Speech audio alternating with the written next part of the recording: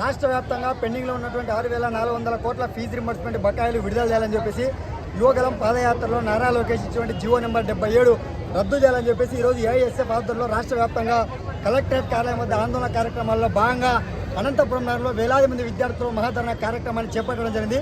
ఇవాళ degree, engineering, BTech కోర్సులు పూర్తి చేసుకున్నా కూడా మాకు సర్టిఫికేట్లు లేక ఇవాళ ఉద్యోగం కూడా వెళ్ళలేక కూరగాయలు అమ్ముకున్నటువంటి పరిస్థితి ఈ రాష్ట్రంలో నెలకొంది.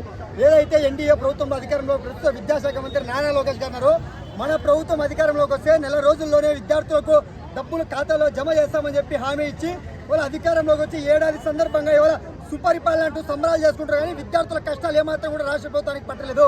దానికి వ్యతిరేకంగా ఈరోజు ఏఐఎస్ఎఫ్ ఆధ్వర్యంలో రాష్ట్ర వ్యాప్తంగా విద్యార్థులకు కలం తొక్కింది.